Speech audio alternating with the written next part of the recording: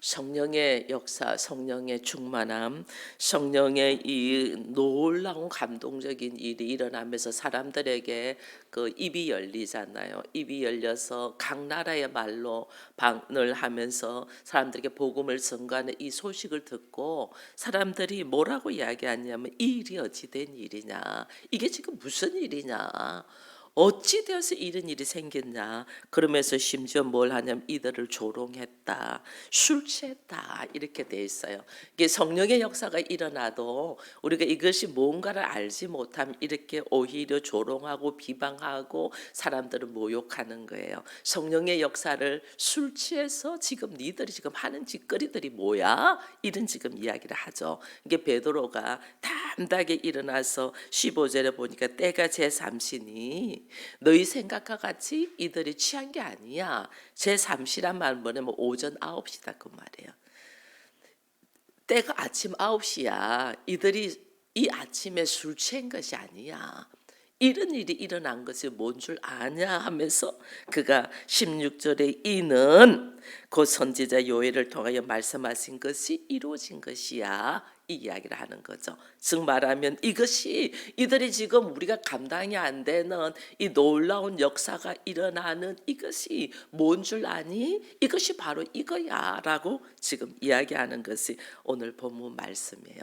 근데 이것이 이제 이야기하는 것이 우리는 흔히들 베드로가 오순절 날 설교를 했다 이렇게 지금 이야기를 하거든요. 이게 지금 베드로가 우리가 지금 권사님도 이 기도 중에 이야기를 했지만은 알지 못하고 한 말들이 얼마나 많고 알지 못하고 행동한 것들이 얼마나 많은지 몰라요.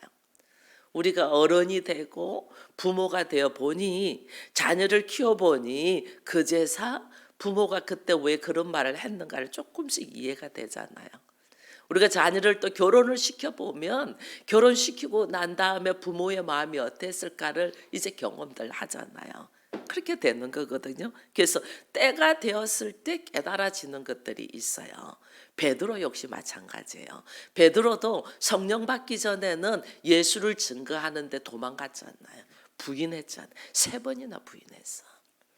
모르니까, 하나님의 일하심을 모르니까 예수가 붙잡힐 때 놀래가지고 다 도망가 버렸어. 이게 우리들의 모습이에요. 그래서 믿음은 참 우리가 이 세상의 지혜도 내가 아는 만큼 보이듯이 믿음은 내 믿음의 분량만큼 하나님의 일하심이 보이는 거예요. 그래서 오늘 이 베드로와 제자들이 이런 이 담대한 이야기를 할 수 있는 것은 성령의 역사를 통하여 내가 알지 못했던 세계, 알지 못했던 하나님의 나라를 이제야 알게 됨으로 말미암아 그가 예수가 붙잡힐 때 도망갔던 사람이 예수가 십자가에 지시고 부활하시고 승천하시면서 주신 이 성령이 임하니까 베드로의 모습이 완전 달라져요. 성경에 있는 요엘 선지자가 한 말이 무슨 말인가 이제야 깨닫는 거야. 그전에는 몰랐어, 무슨 뜻인지. 그래서 이 이스라엘 백성들에게 이야기를 하는 거죠. 유대인과 예루살렘에 있는 모든 사람들이 이 구약 성경은 알고 있거든요. 알고 있는데 이 말씀이 무슨 뜻인지를 알지 못했는데 성령이 임하니까 베드로와 제자들이 이제서 요엘 선지자가 한 말이 무슨 말인가 이제야 알겠어. 성령이 우리에게 임해지니까 자녀들이 예언을 한다. 예언을 한다는 말은 우리가 뭐 내가 뭐 몇 살 뒤에는 뭐 어떻게 될 거 이런 예언이 아니고 하나님의 일하심을 알게 되었다는 거죠. 하나님이 어떻게 일하시는가, 하나님의 일하심을 알게 돼 그것을 선포한다는 거죠. 유월절의 역사와 그 다음에 이 6월절의 역사가 실질적으로 과거에는 짐승을 잡아서 6월절을 지냈지만은 실질적으로 예수 그리스도의 십자가의 사건이 우리에게 6월절의 본체라는 것을 깨닫게 되고, 그러고 난 다음에 초실절의 역사, 예수님이 부활의 첫 열매가 되어서 어떻게 이렇게 성천하시고 우리에게 보이시는가, 이 역사들을 이제는 안다는 거죠. 알고 걸어가고, 그리고 오늘 우리에게 오순절의 역사가 실질적으로 일어났다. 그리고 앞으로는 예수께서 다시 오실 것이고 재림이 일어날 것이고 나팔절이 있을 것이고, 이걸 쭉 이제서 알게 되는 거죠. 그래서 이 하나님의 역사하심에 대하여 말할 수 있다. 이것이 예언이에요. 하나님의 일하심. 이걸 말할 수 있다. 이걸 지금 이야기를 하는 거죠. 그리고 이제 젊은이들은 뭐하냐? 환상을 본다 이랬잖아요. 환상을 본다 이 말은 다른 말로 비전을 본다 그 말이에요. 지금도 우리 젊은이들이 어떻게 하면 좋은 직장에 들어가서 잘 먹고 잘 살까? 이 먹는 육체적인 문제에 대해서 전전긍긍하고 있는데 이 젊은이들이 환상을 본다, 비전을 본다는 것은 하나님의 나라를 볼 수 있다는 거죠. 먹고 사는 문제에만 전전긍긍하는 게 아니라 이 비전이 우리가 보이는 세계에 보이지 않는 하나님의 나라가 엄청난 역사가 일어날 것이라는 환상을 보는 거죠. 상상이 안 되는 일들이 일어날 상상. 그것이 이제 비전이 되는 거죠. 그 비전을 보게 되고, 이게 늙은이들은 꿈을 꾼다 이래 돼 있잖아요. 늙은이는 실질적으로 저도 요즘은 내가 살아온 날보다 살아갈 날이 이제는 짧잖아요.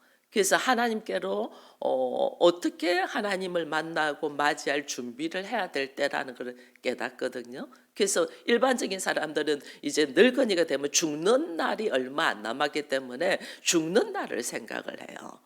꿈을 꾸는 게 아니에요. 그런데 성령이 임하면 이 늙은이가 꿈을 꾼다라는 거예요. 이 엄청난 이야기들을 지금 해주고 있어요. 꿈을 꾼다. 늙으니까 꿈을 꾼다. 이 무슨 꿈은 죽는 날을 생각하는 게 늙으니까 하나님의 나라와 새 하늘과 새 땅이 이루어질 것에 대한 꿈을 쫙 꾸면서 기도하는 바가 달라지는 거죠. 완전 달라지는 거죠. 믿음은 이 히브리스의 보이지 않는 것이 실상 현실이 된다 이 말이거든요. 너희가 믿음은 바라는 것들의 실상이다. 보이지 않는 것들의 증거다 이거거든요. 이게 지금 우리가 성령이 나한테 딱 임하면 이런 역사들을 우리가 깨닫게 돼요. 성령이 임하면 우리로 하여금 하나님의 나라가 어떻게 이루어질 건가를 보게 되는 거예요. 이 구약의 예레미야가 이 이스라엘 백성들에게 선포할 때가 어느 때면 나라가 멸망하고 포로로 잡혀가고 이럴 때예요. 그래서 우리나라가 이렇게 포로로 잡혀갈 거야, 멸망할 거야, 사람들이 전부 다 싫어했거든요. 근데 실제로 포로로 잡혀갈 때는 이 나라가 어떻게 하나님께서 회복시키고 다시 돌아오게 할 거야라는 걸 선포한단 말이에요. 이 사람들은 믿지를 못했어요. 보이는 것은 지금 힘드니까 다시 회복될 것이라는 걸 상상을 못하죠. 근데 성령이 임하면 지금 나에게 주어져 있는 현실만 보는 게 아니라 이 현실 너머의 하나님의 일하심을 볼 줄 아는 자가 되는 거예요. 그래서 아브라함이 여러분 하나님께서 역사하시니까 그는 자녀가 하나도 없잖아요. 자녀가 하는데 하늘의 무별을 보면서 자기 자녀들이 이렇게 많아질 거라는 걸 바라본다니까요. 땅의 모래같이 하늘의 무별과 같이 내 자녀가 많아질 거야. 실제로는 내 자녀가 하나도 없는데 이게요 성령의 역사로 믿음의 눈으로 바라보는 사람이에요. 그래서 우리의 생각과 말과 행동들이 얼마나 믿음의 눈으로 바라보는가가 이게 굉장히 중요하거든요. 이게 어떻게 믿음의 눈으로 바라봐지냐? 성령의 역사다. 성령의 역사로 걸어가는. 그러니까 예언도 하고, 그러니까 환상, 비전을 바라보고, 그러니까 꿈을 꾸는 거예요. 우리 가정이 하나님께서 교회를 선포했는데 교회가 꼴이 말이 아니잖아. 가정이. 그죠? 어떻게 교회가 될까? 내 스스로도 아직 바로 서 있지 못하는데 근데 믿음의 눈으로 하나님의 일하실 것을 바라보며 얼마나 아름다운 모습으로 하나 될 것을 기대하며 선포하며 나갈 수 있는 것이 성령의 역사인 거예요. 이 성령의 역사로만이 하나님이 하실 수 있는 것을 우리가 다시 깨달으면서 이 성령을 우리가 사모하는 자가 되기를 축원드립니다. 이 사도행전을 하나님께서 우리로 하여금 다시금 보게 하시고 또 교회를 새롭게 하시면서 다시 사도행전을 보게 하신다는 것은 하나님이 이 교회에 성령의 바람을 불어넣으시겠다는 하나님의 선포예요. 이걸 우리가 깨닫고 이제는 놓치지 말자. 하나님의 일하심 속에 내가 그 속에 들어가 있자. 하나님의 성령을 사모하며 우리가 일어나자는 그 간절한 마음으로 이 새벽을 깨우기를 축원드립니다. 이 새벽 이 성령의 징조가 있을 때에 여기 보면 이런 말씀이 있어요. 19절에 보니까 또 내가 위로 하늘에서는 기사를 아래 땅에서는 징조를 베푸리니 곧 피와 불과 연기다 이랬거든요. 피와 불과 연기는요. 이게 이제 예를 들면 환란이 있다는 거죠. 피바람이 분다는 거죠. 전쟁이 있다는 거죠. 나한테 어려움이 있다는 거죠. 피바람이 불 만큼 어려움이 있고, 그다음 불과 연기는 막 그게 뭐 엄청난 폭탄들이 떨어져 가지고 막 거기에 불이 붙고, 그다음에 막 연기가 나고 막 혼돈 속에 있다는 거죠. 실제로 내 삶에 혼돈 속에 있을 때에 내가 깨어서 하나님을 찾고 찾을 때, 그때 하나님이 역사하는 힘이에요. 내가 어려울 때, 제가 죽어갈 때 성령 경험했거든요. 편안하다 아니라다 여기가 조사 혼자 할 때가 아니에요. 소용돌이 속에서 힘들고 어렵고 갈 바를 몰라고 어떻게 할 줄 모를 때에, 내가 하나님 앞에 무릎을 꿇고 주를 찾을 때에, 낭떠러지 앞에 딱 서가지고 떨어지는 일밖에 없을 때에, 사막에서 혼자 있을 때에, 죽을 것 같이 힘들어서 이제 죽는 일 외에는 내가 할 것이 아무것도 없다 할 만큼 힘들 때에, 이게 성령의 역사의 징조예요. 우리가 이때 깨어 있는 거예요. 이때 딱 깨어 있어서 주께서 이야기를 하잖아요. 누구든지 주의 이름을 부르는 자는 구원을 받으리라. 하나님께서 이 베드로가 이제 깨닫는 거죠. 왜 우리에게 이렇게 예수의 십자가의 사건이 있고 피바람이 불고 불과 연기로 힘들고 어려울 수밖에 없고, 숨어서 마가의 다락방에서 무서워서 떨면서 오직 하나님께서 말씀하신, 주께서 말씀하신 성령이 임하지 아니하고는 도저히 아무것도 할 수 없는 우리들, 이 상황이 불과 피와 연기의 모습인 거죠. 이때 성령의 역사, 그때 성령이 딱 임하니까 이런 혼란 속에, 이런 아픔 속에, 이런 힘든 속에 왜 하나님이 넣어주셨나 딱 보니까 성령으로 딱 깨달으니까 23절에 이러잖아요. 이스라엘 사람들아, 이 말을 들으라. 이 말을 들으라. 너희도 아는 바와 같이 하나님께서 나사렛 예수로 큰 권능과 기사와 표적을 너희 가운데 베푸사 너희 앞에 그를 증언하였다. 하나님께서 23절에 이릅니다. 정하신 뜻과 미리 아신 대로 내준 바 되었다. 예수가 십자가에 진 것은, 우리는 예수가 십자가를 짐으로 통하여 무서워서 두려워서 다 도망가고 그러고 있는 우리에게 좌절한 거죠. 다 흩어져서 옛날에 고기 잡는 업으로 다시 돌아가 있었잖아요. 이제 모든 것이 헛되고 헛되었구나. 우리가 잠시 꿈을 쫓았나? 이러면서 예수 십자가 질 때 모든 것이 허망했죠. 근데 그것이 실제로는 하나님께서 미리 계획하시고 내어준 바 된 하나님의 일하심이더라. 그걸 모르고 인간은 어떻게 했냐? 인간은 23절 뒤에 보기, 너희가 법 없는 자들의 손을 빌려 못 박혀 죽였으나. 우리 이스라엘 백성들, 우리는 그 예수를 죽였어. 그런데 보니 하나님의 미리 계획하신가, 하나님의 미리 정하신 바, 하나님께서 내어주셔서 우리 죽일 수 있었던 거더라. 우리는 잘한다고 한 행동들이었는데 사실은 그것이 우리는 살인자더라. 이걸 지금 이야기하는 거예요. 내가 성령 받기 전에는 내가 한 행동이 옳은 줄 알고 열심을 다해 잘했는데, 성령을 받고 딱 보니까 우리가 하는 짓거리는 살인이나 하고 있는 짓을 하고 있더라. 하나님의 뜻을 알지 못하니, 그러나 그 모든 것이 하나님의 계획이었더라. 하나님께서 예수를 이 땅에 보내주셨고 그 예수가 기적과 이적과 표적을 우리에게 보여주셨는데 우리는 그걸 모르고 신성 모독죄를 그를 죽였더라. 그런데 우리는 죽였지만은 하나님께서 그를 사망의 고통에서 풀어주셨다. 하나님께서 살리시고 하나님께서 일하시더라. 이걸 이제 성령 받으면서 깨닫는 거예요. 모든 것이 하나님의 일하심이더라.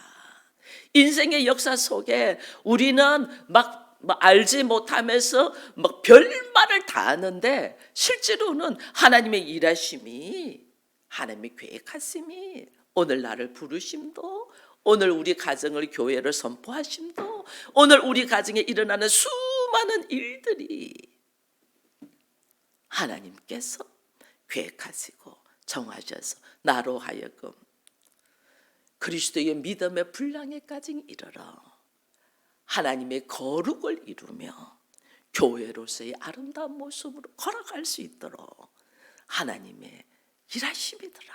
이것을 베드로가 이제 깨닫는 거예요.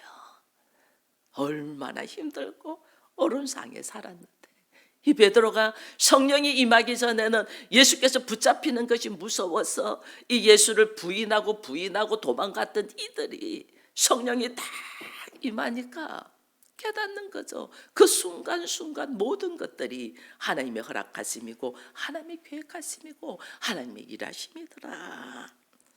그래서 이야기를 하는 거예요. 이 전체적으로 하나님의 일하심을 베드로가 성령 받으면서 깨닫는 거예요. 그것이 17절 이후부터 쭉쭉쭉쭉 나와요. 17절에 요엘 선지자가 예언한 것도 하나님이 말씀하시기를, 하나님이 말씀하셨어. 그러면서 22절에도 보기 이스라엘 백성들아 들으라 하면서 하나님께서 나사렛 예수로 하나님께서 일하셨다. 23절에도 하나님께서 정하신 뜻과 미리 아신 대로 내어준 바 되었더라. 24절에도 마찬가지죠. 하나님께서 그를 사망의 고통에서 풀어 살리셨더라. 여기 30절도 한번 가보세요. 그는 선지자라 하나님이 이미 맹세하사 그 자손 중에서 한 사람을 그 위에 앉게 하셨더라. 32절에도 예수를 하나님이 살리셨다. 33절에도 있네요. 하나님이 오른손으로 예수를 높이셨다. 36절에도 마찬가지죠. 36절에도 하나님이 예수를 주와 그리스도가 되게 하셨더라. 전부 다 하나님이 하시더라는 거죠. 하나님이. 여러분 이것을 깨닫는 자가 복이 있는 자예요. 오늘 나의 나됨이 하나님의 일하심이었다는 것을 깨닫는 자가, 이게 성령의 역사로 말미암아 깨달을 수 있고 하나님의 일하심을 깨달으면서 나의 어리석음, 나의 무지함, 나의 티끌과 같은 존재를 깨달아가는 거예요. 우리는 죽을 수밖에 없는 존재구나. 우리는 모태로부터 태어나는 순간부터 죄의 모습으로 태어나서 결국은 열심히 살지만은 죽음으로 달려가잖아요. 우리 모두 다. 그죠? 요즘은 100세 시대라 하니까 100년이라는 세월 동안에 살고 죽음으로, 모든 사람이 죽음으로 가잖아요. 이거는 우리는 죽을 수밖에 없는 존재더라 라는 것을 깨닫는 거죠. 근데 이 죽을 수밖에 없는 우리를 주께서 불쌍히 여기셔서 우리로 하여금 살리는 역사, 이 살리는 역사가요. 오늘 여기 보면 사람들이 이 베드로가 설교하면서 요엘 선지서의 이야기를 가지고 이야기하고 하나를 예를 또 드린 게 다윗이에요. 다윗을 왜 이야기를 했나? 제가 이렇게 계속 묵상하면서 다윗이 이스라엘의 왕이잖아요. 그죠? 이스라엘의 왕인데 전무후무한 왕인데다가 이스라엘의 그 국기가 다윗의 별이잖아요.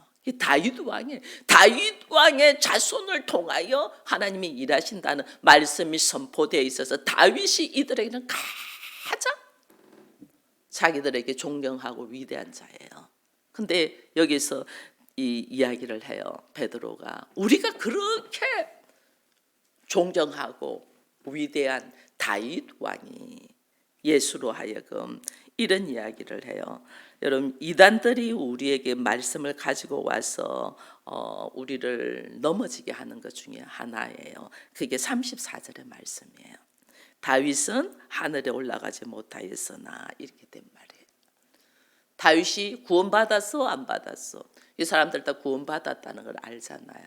근데 이 사도행전 2장 34절을 맞아가고 특히 신천지가 딱 이야기해요. 다윗이 하늘에 올라가지 못했다는데 이거 다윗은 어떻게 생각하냐? 말 너무 갑자기 막 당황하죠. 그렇죠? 다윗이 하늘에 올라가지 못했다. 이게 지금 다윗이 구원받지 못했다는 말이 아니에요.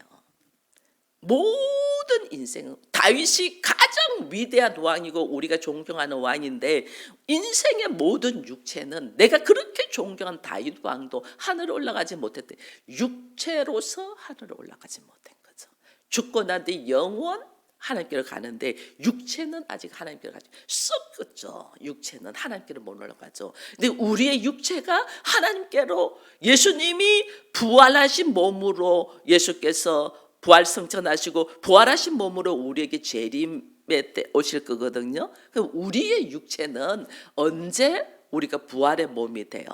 예수님의 재림 때에.